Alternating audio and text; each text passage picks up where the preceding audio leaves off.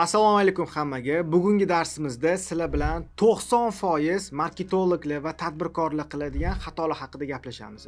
Hozirgi paytda juda ko'pchilik reklamalar beryapti, target yoqyapti va oxir oqibat natija bo'lmayapti. Reklama beryapman, lekin sotuvlarim oshmayapti degan ko'plab muammolarga duch keladi. Nimaga bunaqa bo'lyapti? Bugungi videoda sizlar bilan 5 ta muhim sababini ko'rib chiqamiz. Nimaga reklama natija bermayapti va hamma nima xato qilayotgani haqida bugun sizlar bilan gaplashamiz. Bo'lmasam boshladik. Birinchi eng katta xato bu tadbirkorlar va marketologlar to'g'ri taklif berishni bilishmaydi. Ya'ni hozirda oldingidagi talab va taklif yo'q. Ya'ni masalan o'sha SR paytida yoki raqobat kam paytida nima reklama qilsa ham, nima olib kelsa ham mahsulotlar sotilib ketaverardi. Lekin hozirgi zamonda raqobat juda ham kuchli. Va hozirgi zamonda agar siz UTP unikal savdo taklif bermasangiz, siz katta ehtimollik bilan o'z xizmatlaringizni yoki mahsulotlaringizni sota olmaysiz. Masalan, matras sotmoqchisiz, tasavvur qiling. Matras sotayotganda agar siz prosta biza matras sotyapmiz deydigan bo'lsangiz, odamlar olmaydi. Lekin matras oling, 100 kun uni test drive qiling va yoqmasa sizga qaytarib beramiz pulini desangiz, bu уже boshqacha taklif.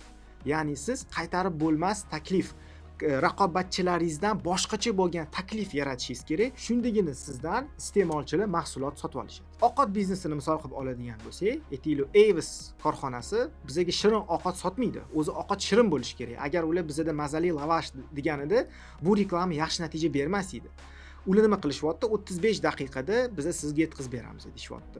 Mana shu narsa taklif hisoblanadi. Qachonki siz raqobatchilaringizdan farqli ravishda taklif beradigan bo'lsangiz va sizning taklifingiz kuchliroq bo'ladigan bo'lsa, shundagina sizdan mahsulot sotib olishadi. Ikkinchi eng katta xatolardan bittasi bu o'zini maqsadli auditoriyasini bilmaslik. Ya'ni nima degani? Maqsadli auditoriya bu sizni klientingiz, sizdan mahsulot olishi mumkin bo'lgan klient kim hisoblanar ekan? Maqsadli auditoriya hisoblanar ekan. Misol qilib aytamiz, siz konsalting kompaniyasiz, chet elga bolalarni o'qishga jo'natasiz va sizning reklamangizni hamma ko'rish kerak emas. Sizning auditoriyangiz 7 yoshdan 70 yoshgacha emas. Sizning auditoriyangiz kim? Sizning auditoriyangiz chet elga o'qishga ketmoqchi bo'lgan, institutga kira olmagan, shunga o'xshash yoshlar. O'rtacha ularning yoshi 17 yoshdan 23-24 yoshgacha bo'ladi. Ya'ni agar siz aniq o'zingizni maqsadli auditoriyangizni bilsangiz va o'zingizni aniq maqsadli auditoriyangizga reklama beradigan bo'lsangiz, shunda sizda katta sotuvlar paydo bo'ladi. Lekin siz meni mahsulotim hamma uchun, hamma bilsin, hamma meni mahsulotimni olish kerak, hamma ko'rsin degan pozitsiyada bo'lsangiz, unda sizning mahsulotlaringiz yaxshi ketmaydi. Ko'pchilik o'ylaydi, agar masalan otasi, onasi ko'rib qolsa, bolasiga tavsiya qilishi mumkin deydi. 100 ta holatdan necha foiz holatda ota-ona reklamani ko'rib bolasiga tavsiya qilishi mumkin chet elga o'qishga ketishi. 5-10% holatda bo'lishi mumkin. Tasavvur qiling, siz reklamaga $1000 sarflayapsiz, bor yo'g'i 5% foydali bo'lyapti. Qolgan 95% befoyda bo'lyapti. Ya'ni siz byudjetda reklamni byudjetingizni bekorga ketkazib yuboryapsiz degani. Shunga qanchalik sizning maqsadli auditoriyangiz aniq bo'lsa va shu maqsadli auditoriyaga siz reklama ko'rsatadigan bo'lsangiz, shunda sizda zo'r sotuvlar bo'ladi. Uchinchi eng katta xato, buni даже 90% emas, 95% menimcha tadbirkorlar va marketologlar xato qiladi. Bu remarketingdan foydalanmaslik. Ya'ni ko'pchilik reklama yoqqandan keyin sotuv sirazu bo'lishini xohlaydi. Mana men bugun reklama yoqdim, ertaga menda mahsulotim sotilib ketsin deydi. Lekin afsuski 95-97% sotuvlar sirazu bo'lmaydi. Odamlar sizni reklamangizni ko'rgandan keyin sirazu sizdan mahsulot sotib olmaydi. Nimaga? Chunki ular o'ylaydi.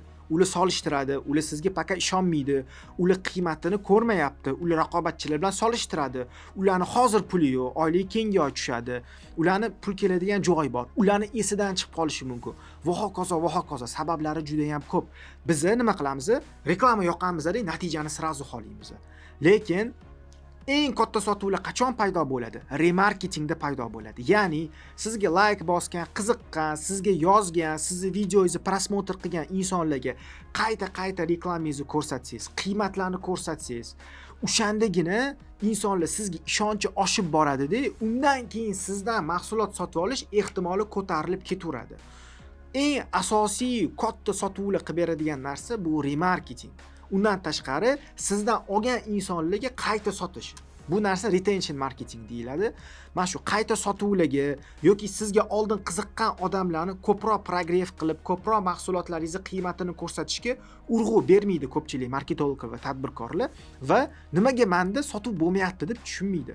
Odamlar o'zini tanimaydigan, birinchi marta ko'rgan odamlarga reklama ko'rsatib, ulardan sotuv kutadi.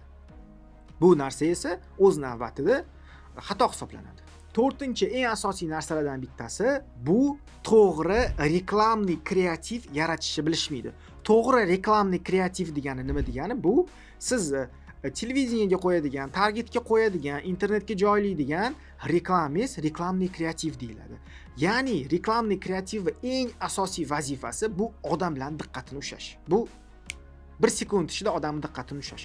Hozirgi zamonda raqobat juda kuchli. Odamlar Instagram mana shunaqa ko'radi. Ya'ni siz 1 sekund ichida odamlarning diqqatini ushlab olishingiz kerak. Asosiy narsa targetda mana shu birinchi odamlarning vnimaniyasini, diqqatini ushlab olish bo'ladi. Ko'pchilik bu narsaga ahamiyat bermaydi, aytadi, "Men target yoqdim, natija bo'lmayapti" deydi. Bitta juda ham katta Pampers kompaniyaga trening o'tayotgan paytimda shunaqa holat bo'lgan. Menga reklama berishgan. Bu reklamani $3000 tayinlatdi, zo'r deyishgan. Men aytganman, bu reklama televideniya uchun mos, target uchun mos emas.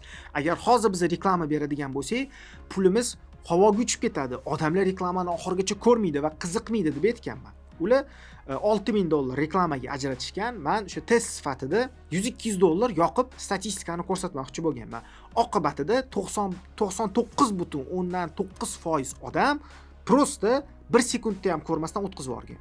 Ya'ni target o'zini vazifasini bajaradi, siz pul tiksiz odamlarda reklama chiqib keladi, lekin odamlar 1 sekund, 2 sekund reklamani ko'rmasdan uni o'tkazib yuboradigan bo'lsa, nima foydasi bor? Target yoqishi. Ya'ni reklama berishning foydasi yo'q. Reklama berishi asosiy qilinadigan ish, birinchi ish bu odamlarning diqqatini tortib olish bo'ladi. Shu narsaga katta ahamiyat berish kerak. 5-chi eng katta xatolardan bittasi bu to'g'ri testirovat qilishni bilishmaydi. Ya'ni ko'pchilik bitta yoki ikkita reklama berib qo'yadi-da va kutadi natija bo'lishini. Afsuski, hozir bu bunaqa ishlamaydi. Siz mijozlaringizni analiz qilasiz, ularning qiziqishlaridan kelib chiqqan holda 10 ta, 15 ta, gohida 20 ta, 30 ta video kreativlar yaratasiz. Ya'ni har xil odamlarning qiziqishiga har xil takliflar o'ylab topasiz. Har xil videolar, har xil odamning diqqatini tortadigan ssenariylar o'ylab topib reklama berasiz. Shundagina sizda katta sotuv bo'lishi mumkin.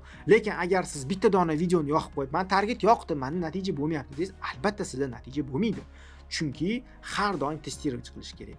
Hech qaysi marketolog sizga "Men bu reklamangiz zo'r chiqadi, men bu reklamangiz yomon chiqadi" deb ayta olmaydi. Ya'ni u narsani his qilishi mumkin. Masalan, predpolagats qilishi mumkin. Ya'ni oldindan nima desa bo'ladi?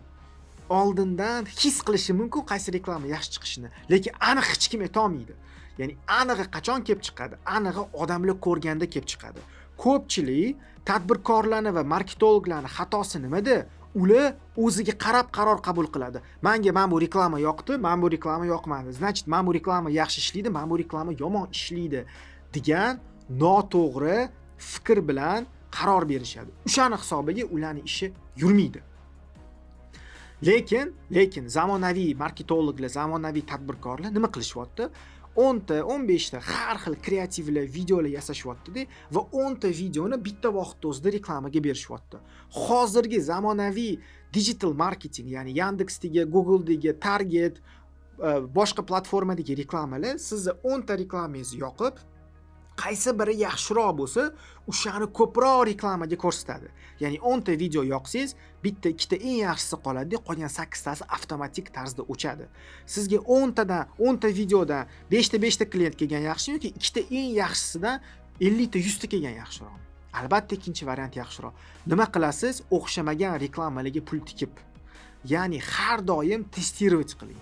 Har doim 10 ta, 15 ta har xil takliflar o'ylab topib, videolar yoqib, targetga yoqinglar va boshqa platformalardan, reklama platformalaridan foydalaninglar. Shunda sizlarda zo'r natijalar bo'ladi. Agar siz tadbirkor yoki marketolog bo'lsangiz, yoki SMM, target bilan shug'ullanib, endi marketolog bo'lmoqchi bo'lsangiz, siz uchun ajoyib taklifim bor. Men ismim Hojiakbar Mustagizov, 7 yildan beri marketing sohasida ishlayman. Shu kungacha digital marketing bo'yicha 100 ga yaqin, marketing bo'yicha 20 ga yaqin loyihalar qilganman. Agar siz marketingni to'liq o'rganmoqchi bo'lsangiz, mani onlayn va offlayn dasturlarim bor. Agar sizga bu qiziq bo'lsa va siz sotuvlaringizni oshirmoqchi bo'lsangiz biznesingizda yoki marketolog bo'lib katta daromad qilmoqchi bo'lsangiz, unda raqamingizni qoldirishingiz mumkin. Mana shu YouTube'dagi videoda ssilka tashlab ketamiz. Bu ssilka bo'yicha raqamingizni qoldirsangiz, bizning sotuv konsultantlarimiz siz bilan bog'lanishadi. E'tiboringiz uchun rahmat.